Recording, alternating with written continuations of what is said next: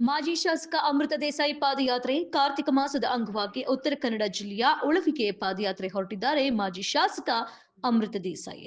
ಕಳೆದ 9 ವರ್ಷಗಳಿಂದ ಪಾದಯಾತ್ರೆ ಮಾಡ್ತಾ ಬಂದಿರುವ ಅಮೃತ ದೇಸಾಯಿ ಅವರು ಧಾರವಾಡ ತಾಲೂಕಿನ ಗರಗ ಗ್ರಾಮದ ಮಡಿವಾಳೇಶ್ವರ ಮಠದಿಂದ ಪಾದಯಾತ್ರೆಯನ್ನು ಆರಂಭಿಸಿ 3 ದಿನಗಳ ನಂತರ ಉಳುವಿಗೆ ತಲುಪಲಿರುವ ಯಾತ್ರೆಯಾಗಿದೆ. ಪಾದಯಾತ್ರೆಗೆ ಮಡಿವಾಳೇಶ್ವರ ಮಠದ ಆತ್ಮಾರಾವ್ ಸ್ವಾಮೀಜಿ, ಮುರುಘಾ ಮಠದ ಮಲ್ಲಿಕಾರ್ಜುನ ಸ್ವಾಮೀಜಿ, ಹರಿಹರ ಪೀಠದ ವಚನಾನಂದ ಸ್ವಾಮೀಜಿಗಳಿಂದ ಚಾಲನೆ ನೀಡಲಾಗಿದ್ದು, ಇವತ್ತು ಮೊದಲ ದಿನ ನಿಗದಿ ಗ್ರಾಮದವರೆಗೆ ಪಾದಯಾತ್ರೆಯಾಗಿದ್ದು, ನಂತರ ಅಲ್ಲಿಂದ ದಾಂಡೇಲಿ ಮಾರ್ಗವಾಗಿ ಉಳುವಿಗೆ ಮಟ್ಟಲಿರುವ ಪಾದಯಾತ್ರೆ.